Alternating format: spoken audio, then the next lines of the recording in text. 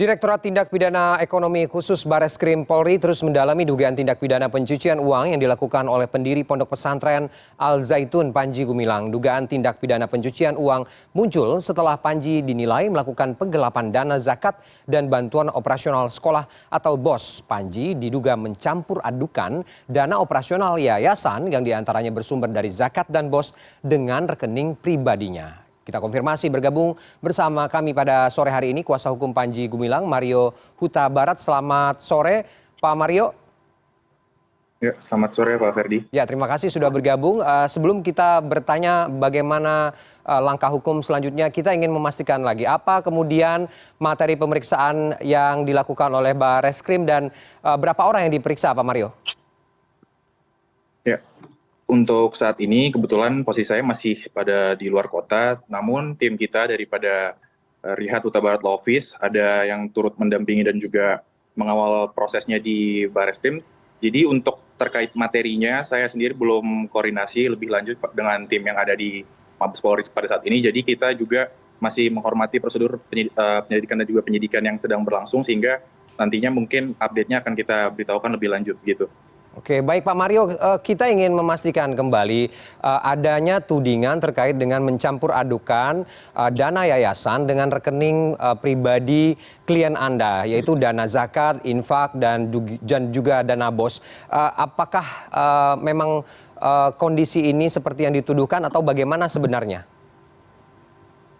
Terkait dengan dana zakat, infak, dan juga BOS, pada saat kami di Pondok Pesantren Al Zaitun dan juga bertanya langsung pada klien kami, beliau menjelaskan bahwa terkait dengan dana-dana tersebut, dana BOS itu sudah dijalankan sesuai SOP dan juga disalurkan untuk kepentingan yayasan. Namun yang perlu kita pahami bahwa terkait dengan Undang-Undang TPPU menjelaskan terkait penyelewengan dana ataupun tindak pidana pencucian uang itu kan harus terbukti dulu. Tindak pidana pokoknya itu apa? Penggelapan, penipuan, korupsi, apakah terorisme. Namun seperti yang diduga pada saat ini, berita yang beredar terkait dengan penggelapan, ini harus dibuktikan dulu penggelapannya itu dana BOS yang mana dan juga seperti apa begitu. Jadi untuk penggelapannya itu juga kan dia itu diduga menyelewengkan dana ke rekening pribadinya. Namun kan berdasarkan undang-undang yayasan itu kan sah-sah saja untuk melakukan bisnis asal diperuntukkan untuk maksud dan tujuan sesuai dengan yayasan itu sendiri. Nah, apabila memang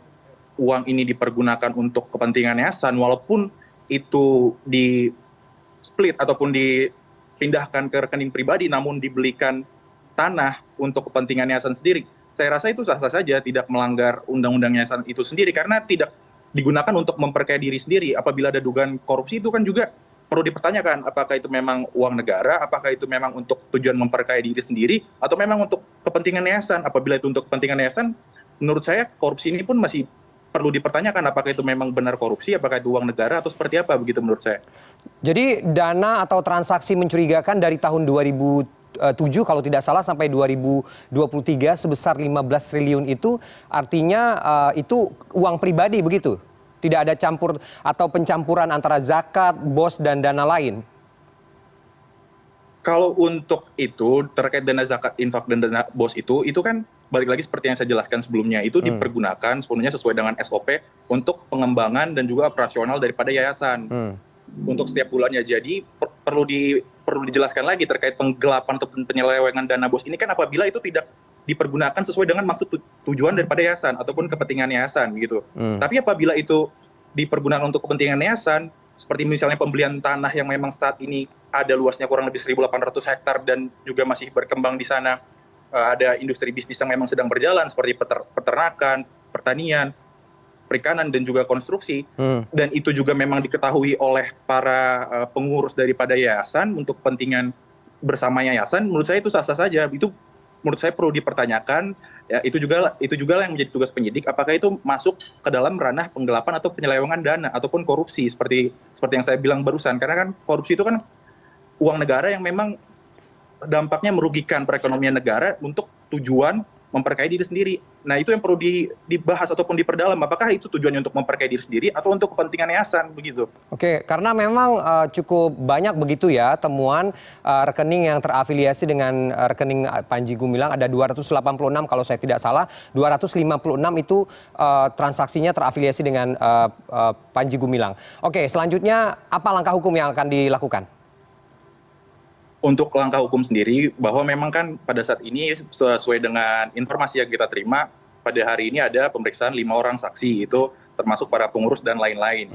Saya sendiri seperti yang saya bilang, karena saya masih posisi di luar kota, saya perlu koordinasi dengan tim-tim daripada Law Office Riau Barat yang berada memang sekarang di Mabes Polri untuk pendampingan begitu.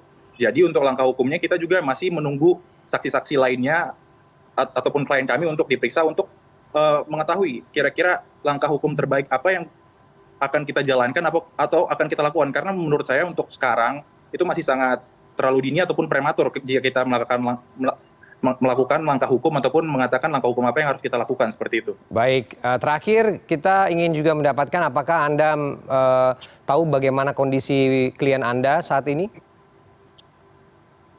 Untuk kondisi klien kita pada saat ini baik-baik saja, beliau sehat, kita juga masih menjalin hubungan, kita juga masih datang ke sana untuk menjenguk dan juga berkomunikasi. Namun memang karena pada saat kasus di penistaan agama beliau ditetapkan tersangka dan juga keputusan daripada Mabes Polri beliau harus ditahan, ya kita hormati keputusan daripada penyidik ataupun dari Bareskrim Polri begitu. Jadi ya pada saat ini beliau masih menjadi tahanan daripada Mabes Polri begitu. Baik, terima kasih. Kuasa hukum Panji Gumilang Mario Huta Barat sudah bergabung dengan CNN Indonesia Newsroom sore ini. Baik.